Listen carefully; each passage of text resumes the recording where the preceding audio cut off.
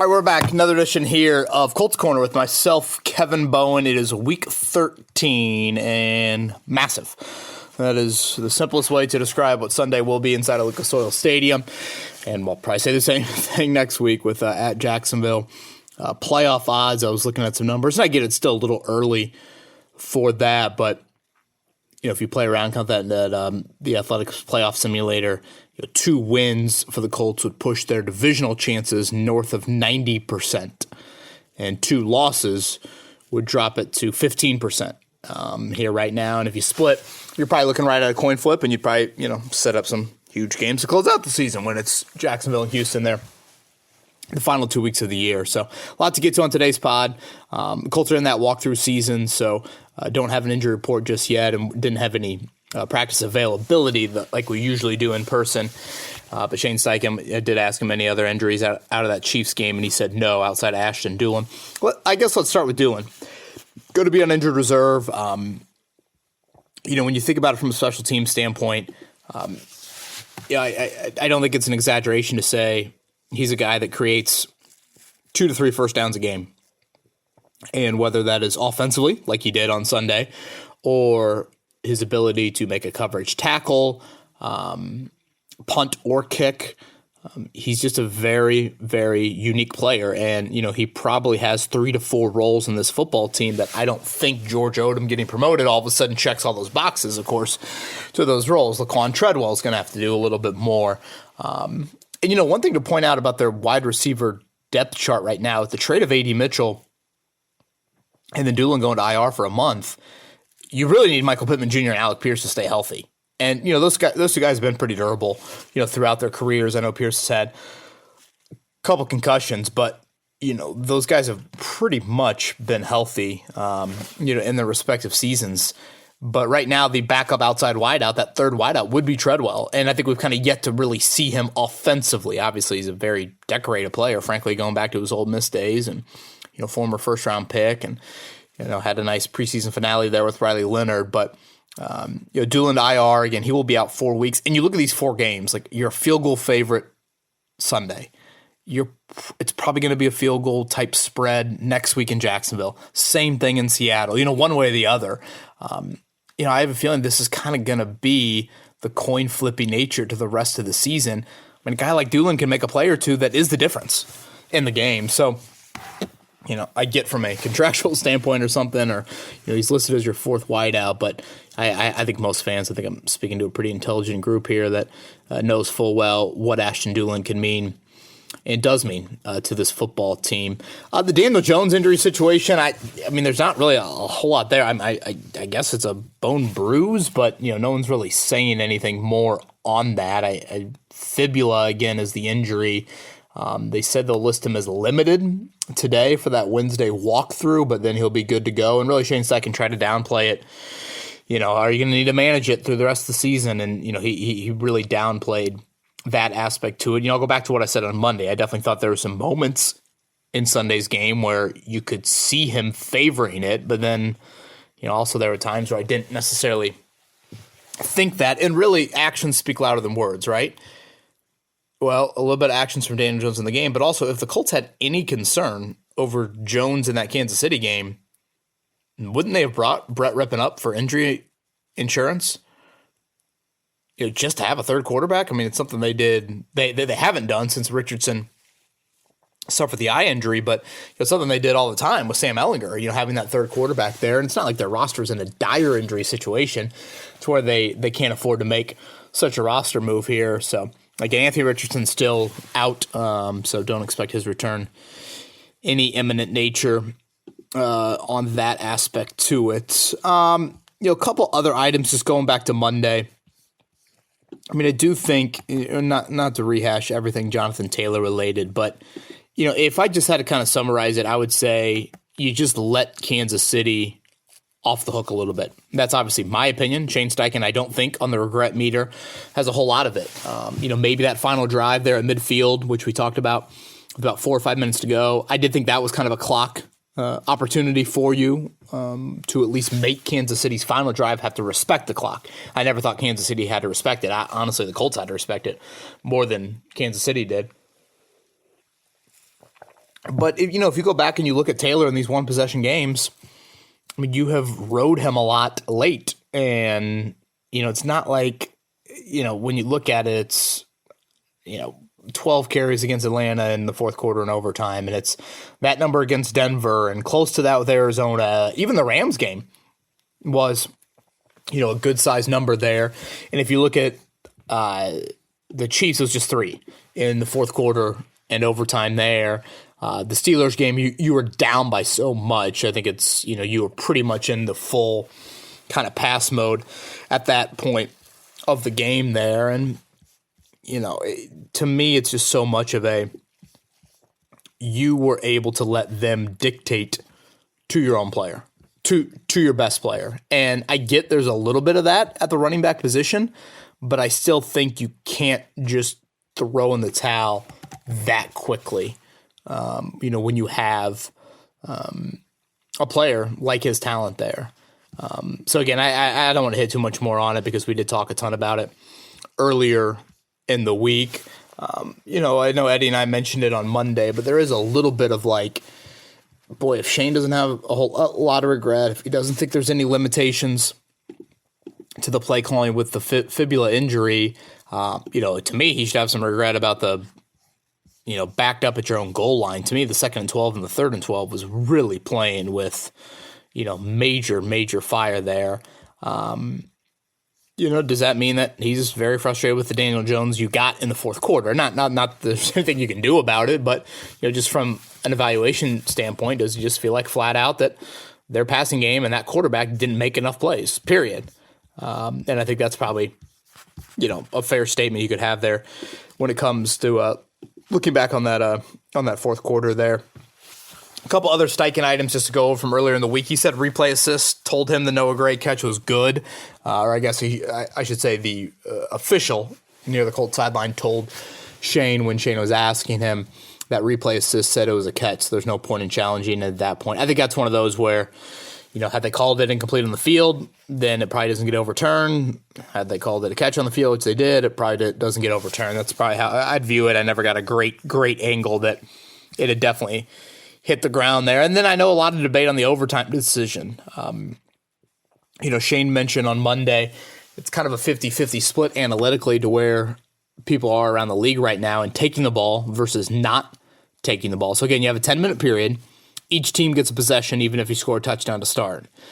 Obviously, the biggest con in taking the ball is you lose the know what you need to do on fourth down element to it. That would be the advantage of going second. I know what we have to do, et cetera, et cetera. Shane, I think, falls in a little bit more of the boat of field position. With the kickoff touchback rule going to the 35, I'm probably going to start that opening drive from the 30 or the 35. And as long as I get some yardage there, if I punt, like the Colts had to, you're going to probably pin them back. I think it was at the 10, if I'm not mistaken, of that Kansas City drive. Let's say even if it's the 15. Let's just say the 35-yard line for the first team that gets the ball versus the 15-yard line for the second team that gets the ball. That is a 20-yard difference. So, I think that is notable. I can understand where he's coming from on that. And then if you get a third drive, which I get might be a little bit far-fetched, but, Kansas City's won, 3rd and 7 is Xavier Worthy away from having that decision to make from their own 20 or 24, I think it was. Then you're going to get the ball back for that third possession. Now, hearing his rationale, I still go back to what I said on Monday. I would have been hesitant to send my defense back out there after the 15-play, 90-yard drive. At that point, they've been on the field for, 80-some plays? So at that point, that would have played into it. But it doesn't sound like Shane necessarily, falls into that boat with that rationale there in terms of the overtime. Okay, let's focus a little bit more now. Colts, Texans, again, coming up 1 o'clock on Sunday. You'll get Iron Eagle, J.J. Watt. I actually think the spread has risen a little bit. I think it was 4.5 last I saw, so a little bit more here on the Colts side of it here as a favorite. I went over those numbers earlier again to, AFC South-wise. Just it can change in a hurry, big time here. One thing that, is kind of a scheduling quirk with how the Colts schedule's played out this season. It's their first home game now in a month, and then they won't be home for another couple weeks. So really, if you look at about a 6-week span, 7-week span, it's the only Colts home game. And the Colts have been better at home. I don't want to act like they've been bad on the road, but if you look at it, the point totals, 40, 38, 33, 31, 31, 29 is their low. That was Denver, and that's obviously that Denver defense. And then just flat out, it'll be good on Sunday. The most points Houston has allowed all season is 29. And, it's a second-ranked scoring defense against the first-ranked scoring offense. It's the second-ranked total yardage offense against the first-ranked total yardage defense. So just so much good on good. But, again, the Colts have been better at home. The yards per carry is about 1.5 yards better. Touchdown to interceptions are better. The yards per attempt is a full yard better. Now, the schedule I don't think has been, menacing at home, but still, I think those are all things to point out. Let's start with the Houston offense. We'll continue to monitor the C.J. Stroud situation. Sounds like a few more things to clear, but the thought is he will be clearing concussion protocol and be out there. And Jalen Petrie for their defense is another guy to mention as well in the same boat. I think Colts fans know Petrie, but he is a great player for them. Very physical, very attacking, critical piece to their back end. So that'll be a name to watch as well, as he's kind of in the same boat as Stroud. But I fall into kind of the same boat as I usually do with Houston. Nico Collins is Nico Collins. He's a flat-out stud. But I just don't trust the Texans' offensive line, even though some of the faces have changed a bit. When you look at Nico against the Colts over the last 3 meetings, the numbers are eye-popping.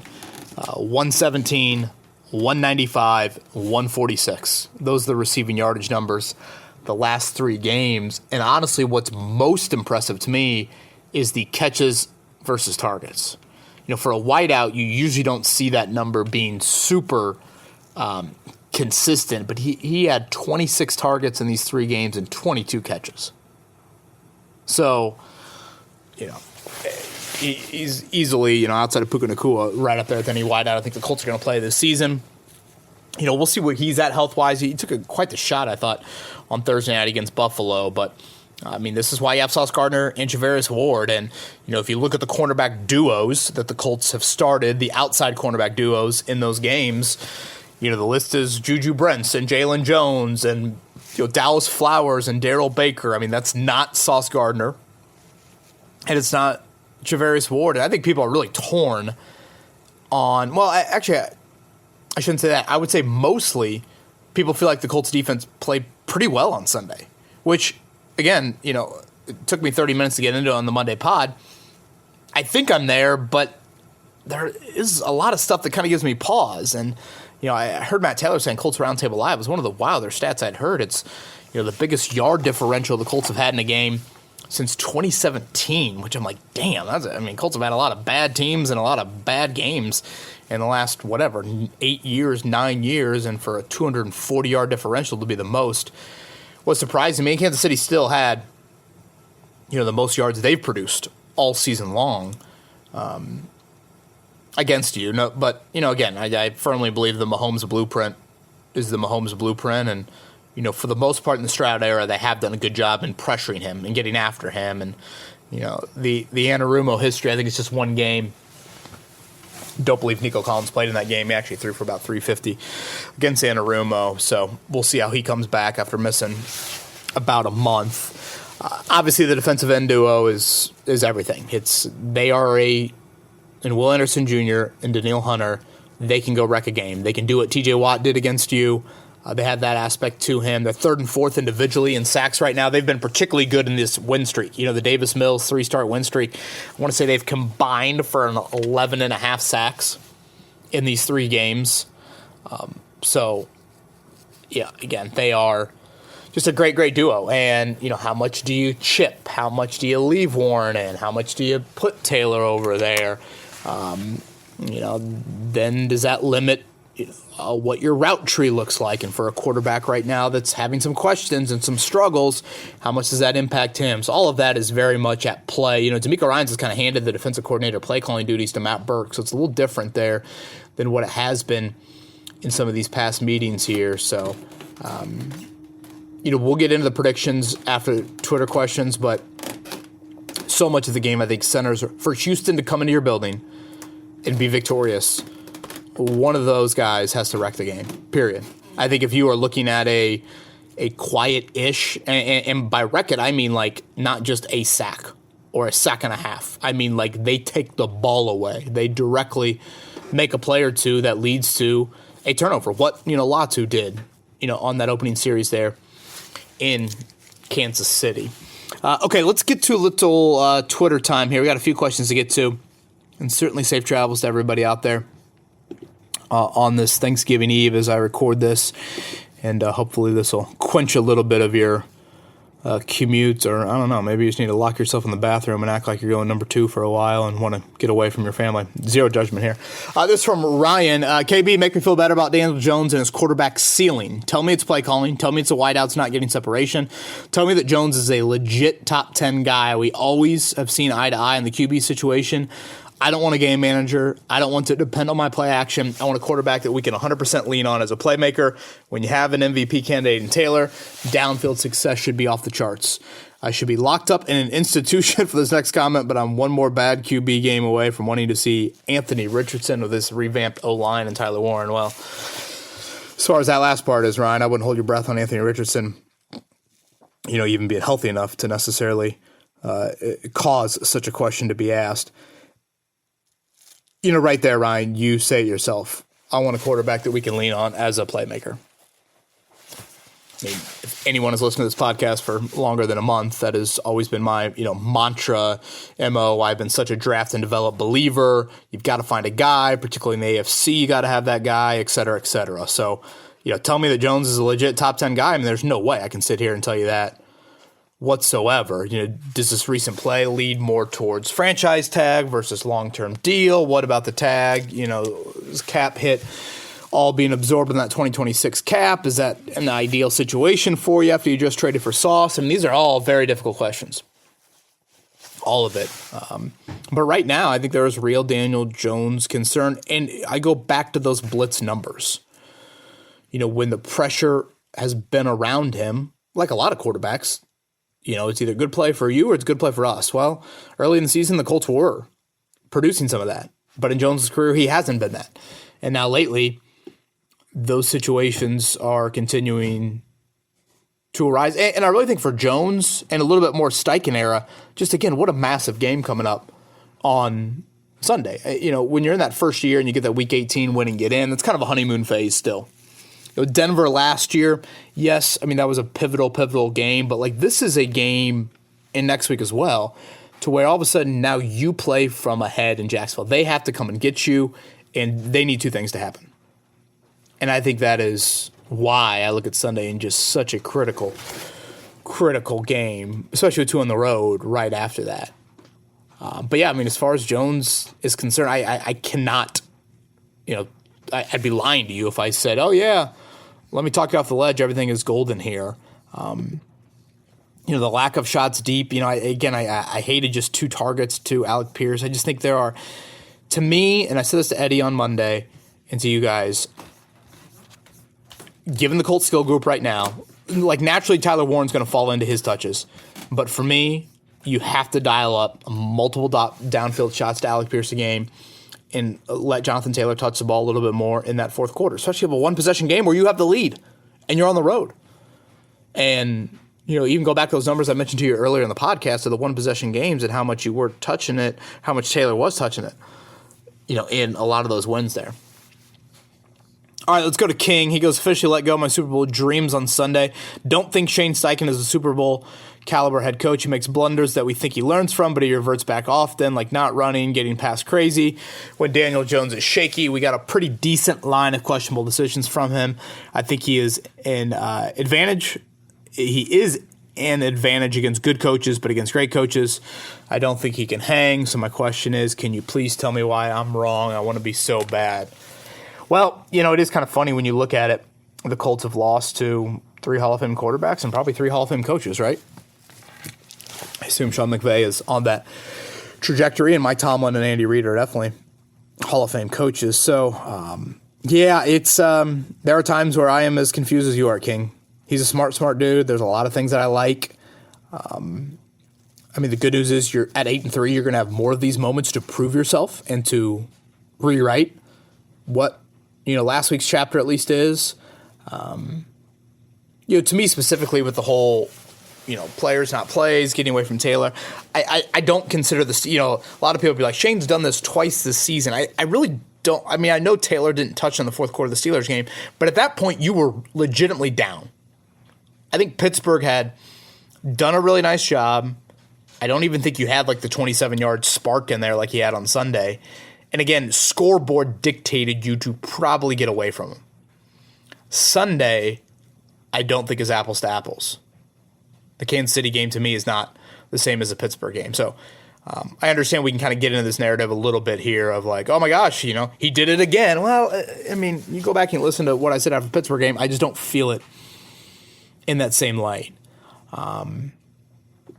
But I just, that's kind of, I guess, how I view things right now with Shane. A couple questions about Anthony Richardson. Walter Old Daner, thank you for those. Will Anthony Richardson play in a game again this year? He was in the locker room again, doing a little Papa Shot action with his Florida sweatshirt on. I saw earlier today. I asked the question right after the injury happened. Either that Monday pod or the Wednesday pod after the Arizona game. Will Anthony Richardson put on a Colts uniform again? And I sit here now, what are we, a month and a half removed from it? And that question to me has zero clarity in a positive direction on it. I did get a question or two about Riley Leonard. No. This is I assume this is a Daniel Jones ship. One way or the other. One way or the other. This is where things are going. That's how I would view it. This is a Daniel Jones ship for the rest of the season. And, there's part of me that thinks Jones has earned that, but your depth chart plays into it. I mean, you're really going to throw Riley Leonard out there? Like, I think we're premature on that for Jones' own play, to be clear. But also, it's not like, you have backups sitting there that have, A, proven themselves, B, been in NFL games, C, are healthy. Craig asked, were the Colts exposed against the Chiefs? Colts played man coverage on 47% of the snaps because they have stud corners, but yet the Chiefs beat them on big plays in the fourth quarter when it mattered the most. Are we hyping Ward and Sauce up too much? Again, I think the Mahomes blueprint is different. Now, granted, I do hold this defense to a very high standard, and that's where I look at Sunday. I'm like, yes, you got zero complimentary help when the game was on the line. But damn, 352, 90-play drive when the game's on the line. That's where I am at a little bit of, boy, I just can't all of a sudden, tell you to have dessert after all you did was eat one bite of your dinner. All right, no more young parent comment than that one right there. But again, Sunday I feel very confident in the Colts defense. Like to me, it's a very Nico Collins or what from Houston offensively. Is Woody Marks going to get going on the ground here? Is Christian Kirk going to have a notable day? Dalton Schultz going to death by 1,000 paper cuts on you here? Let's go to Neil. Can you give my girlfriend Heather a shout out? How about that, Neil? I'm taking her to her first NFL game in Jacksonville. Oh boy. Week 14. Man, Neil, how about that? Heather, shout out to you. Let me start there. Hope you're having a great Thanksgiving, and let's just say I hope the Colts history is not any indicator of your relationship turning out history there. Heather, if you don't fully comprehend that, Neil can explain it. But yeah, that should be at least a great weather game, and who knows, maybe that's what's needed. Neil and Heather. Neil, get on a knee at the 50-yard line. Maybe that'll make the difference in the Colts. Do it by that pool up there in the upper deck. Maybe that'll make the difference in the Colts finally winning down there. He goes, do you think the Colts are running out of steam lately, or do you think we were playing better competition? Yeah, I largely think it's better competition. I do. The conversation we had a few weeks ago, have the Colts answered all the questions? No, they hadn't answered all the questions. They had answered the questions presented to them at that point, but now the new test is here.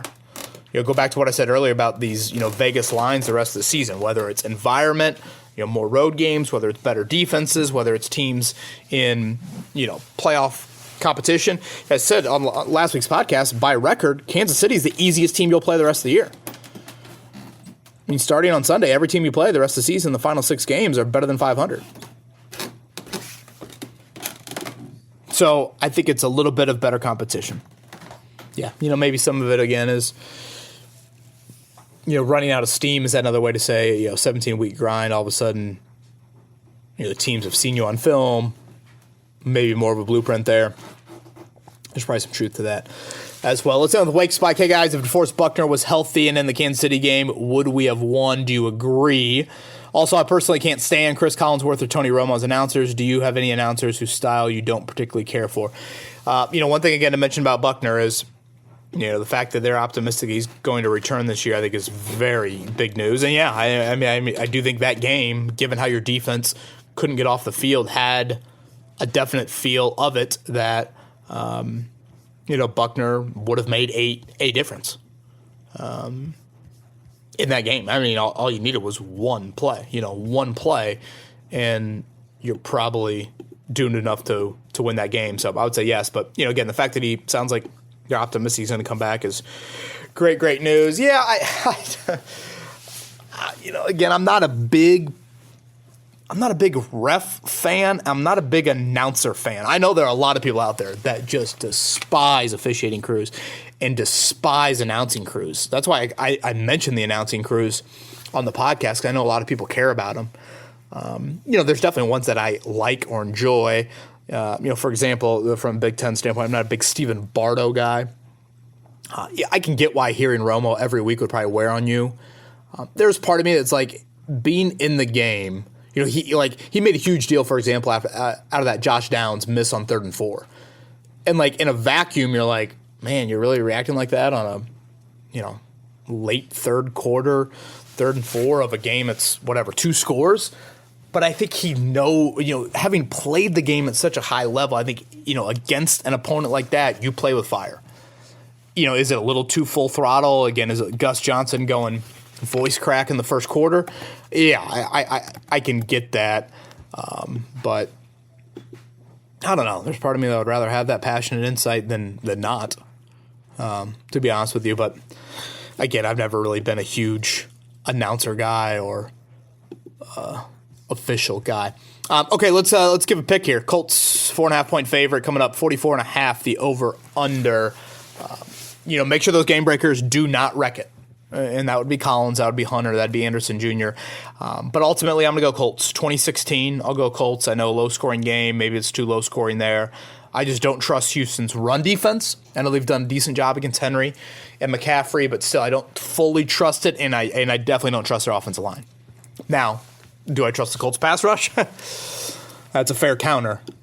I think I'd like to see a few more resources contribute to that from a blitzing standpoint. And just, again, make Stroud uncomfortable in his first game in a month. But I'll say the Colts get this done here, 2016. A sincere, safe travels and a happy Thanksgiving. So much to be thankful for and grateful for this time of year. Hopefully you can relish in that and spend some really quality time with family and friends. And we will recap it all coming up on Monday, Colts and Texans. Happy Thanksgiving, everybody. Thanks for listening.